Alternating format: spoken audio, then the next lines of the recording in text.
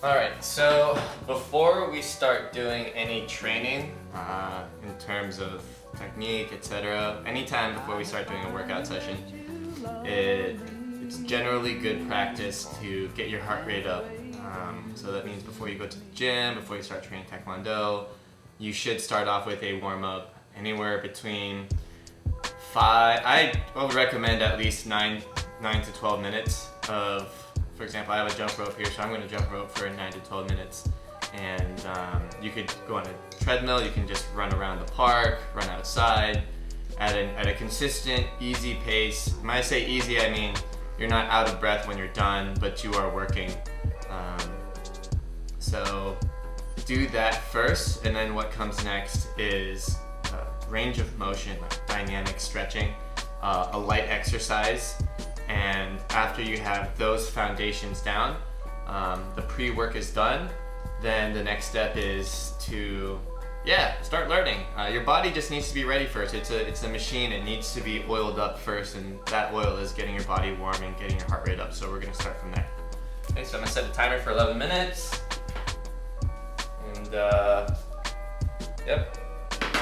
getting going.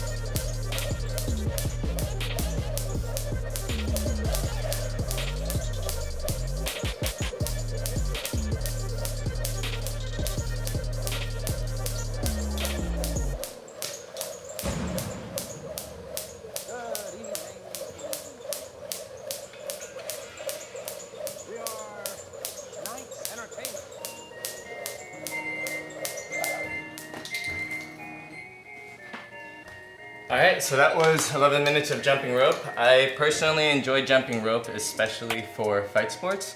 It keeps you on your toes, it works on your timing and your rhythm, and if this is your first time jumping rope, it's definitely going to be tough. I'm quite pleased I did 11 minutes straight without the rope touching my feet. I think that's really nice. And yeah, definitely try to get at least 10 minutes of your cardio before you even start doing your next workouts. So now that we've gotten warm, as you can see I got a sweat worked up, we're going to jump straight into the dynamic warm-ups. Okay, now that our body's warm, we can start to stretch ourselves a little bit actively. I'm not a big fan of static stretching in the beginning, especially when your muscles are cold. And I think static stretching is best done at the end of a training, so keep that in mind. Yeah, so let's start off with our warm-ups, our dynamic warm-ups. Starting off with high knees. Really trying to get our knees high, at least to hip height. This works on your explosiveness off your calves and trying to get that range of motion. I'm pumping my arms. I'm gonna try to get this for about 30 seconds in place.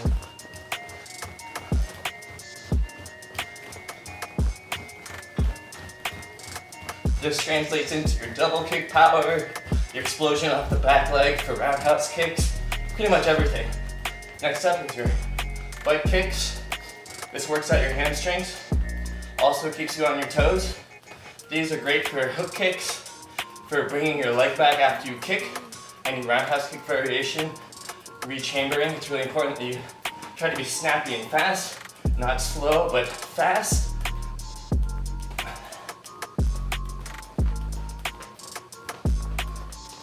Do this for about 30 seconds. And then, side shuffles. Notice I'm bringing one foot to my other foot and replacing it and going side to side.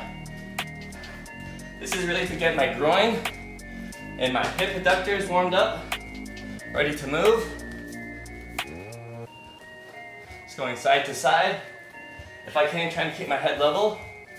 Not a lot of bouncing, but keeping my head level so I use my legs. We want to get used to staying grounded, even while we move our feet. The reason why is when we're in the air, we can't make adjustments, we can't move. So we want to keep our body the same level. So we're doing this for about 30 seconds. Normally I like to just run around the room in the studio, get a lot of space, do inside shape facing shuffle, outside facing shuffle, and then 2 and 2 switches. Next up, straight leg lifts. So walking, I'm keeping my head upright, keeping my knees straight. Here's the back view. And I'm just working on my hamstring flexibility and strength, keeping my body upright. Hands stay inside. It's really easy to do this. It's really easy to get your head down. Try your best to keep your posture up. Hands inside. So do this. You can do this on 15 times each leg. You can do it for a minute, however you want to do it. Next up is lunges. Really working on our glutes, our rear leg glutes, keeping our knee from going past our toes, keeping it above your ankle. You can also do this going backwards if you like. Really strengthening our legs, getting them ready for the work we're about to do today.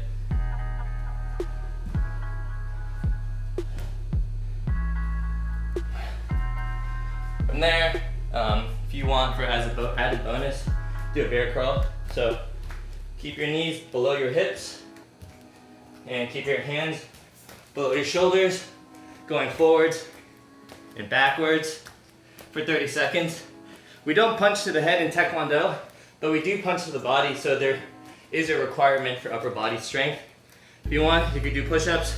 You can do them on your knees, or if you want, you can do them on your toes. It's important that you keep your head up, not down, looking forward, 6 to 12 inches in front of your head. Bring your chest down, all the way down, all the way up. It's really important to do full range of motion, so you develop strength along your entire pathway of your punch. So 10 is good. You can do 10 every day, and then when you feel good, maybe make it 12. 13, 14. That's enough. You can see I got a sweat going. I'm pretty ready, I'm pretty warm. I'm gonna open up a window and then we're gonna get straight into our training.